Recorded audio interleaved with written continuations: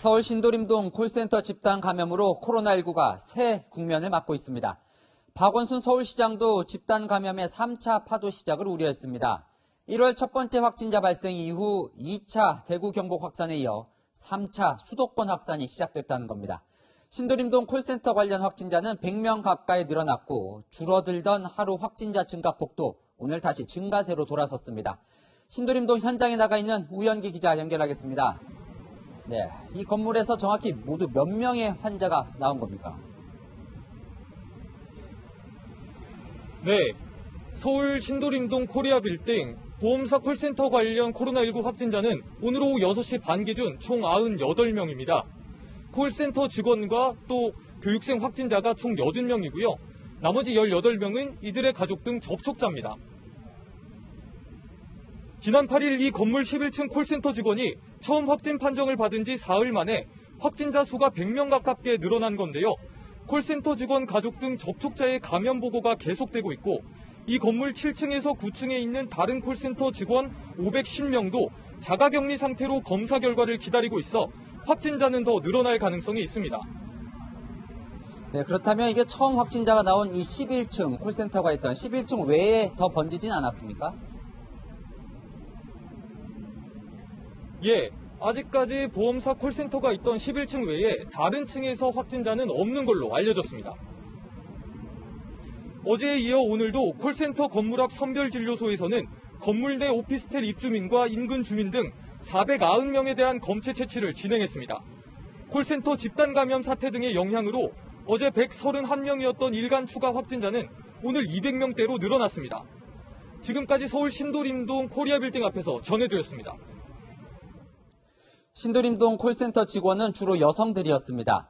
코로나19에 감염된 이 여성들은 집으로 흩어져 남편이나 자녀들에게 2차 감염을 전파시킨 사례가 계속 늘고 있습니다.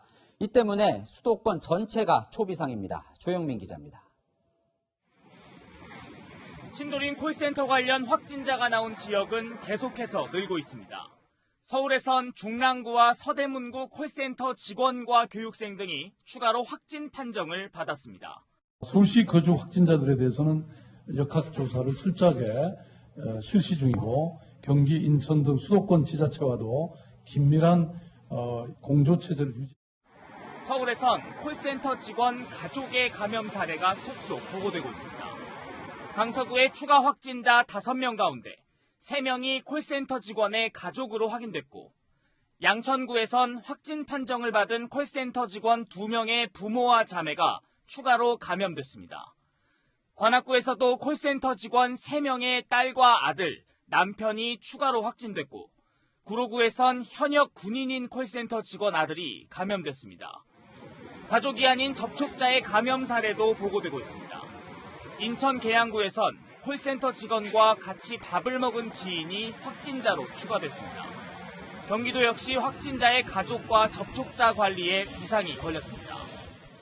확진자의 가족 등 밀접 접촉자를 우선 자가격리 조치하였으며 전체 접촉자를 분류하여 게다가 확진자 상당수가 이용자가 많은 서울 지하철 1, 2호선으로 출퇴근한 사실이 드러나면서 역학조사로 찾아내기 힘든 접촉자도 적지 않을 거라는 지적이 나옵니다. 채널A 뉴스 조영민입니다. 대중교통 이용하실 땐 손잡이 부분을 특히 조심하셔야 합니다. 질병관리본부가 오늘 이 손잡이에 바이러스가 쉽게 묻을 수 있다고 특별히 경고하고 손 씻기를 당부했는데요.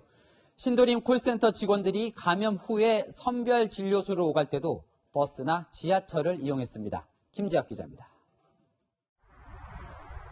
신도림동 콜센터에서 근무하는 50대 여성 A씨가 지난 9일 방문했던 음식점이 굳게 닫혔습니다. A씨는 전날 저녁 6시쯤 확진 판정을 받은 동료 직원과 접촉했다는 통보를 받았습니다. 콜센터 직원은 문자 메시지를 받은 다음날 오후 마을버스를 타고 이곳 의정부 성모병원 선별진료소를 찾았습니다. 자가격리 하루 만에 마스크를 쓰고 밖으로 나온 겁니다. 이동할 땐 모두 마을버스를 이용했습니다. 두통도 있으시고 그런 증상이 있으셨대요. 그래서 가벼운 증상이 있으셔서 가셨는데 같은 회사 30대 남성 동료 B씨도 A씨와 마찬가지로 8일 저녁 격리 통보를 받았습니다. 다음날 서울 마포구 선별진료소를 오가며 지하철 6호선과 버스를 이용했습니다. 대중교통을 이용할 때 마스크를 착용했지만 기침과 발열 등의 증상이 있었던 것으로 알려졌습니다. A씨와 B씨만이 아니라 신도림동 콜센터 직원 대다수가 증상이 있는 상태에서 대중교통을 이용한 것으로 조사돼 시민들은 불안합니다. 어떤 사람이 탈지 모르니까 이제 자가용 말고 대중교통 이용하는 사람들은 조금 불안하죠. 보건당국은 손 위생 관리를 강조합니다. 눈, 코, 입의 점막을 통해서 들어가는 거기 때문에 저희가 계속 강조드리는 거는 손 관리를 잘하는 거. 보건당국이 다수일 것으로 추정되는 대중교통 이용 접촉자 것까지 일일이 확인하는 것은 현실적으로 어려울 것으로 보입니다. 채널A 뉴스 김지혁입니다.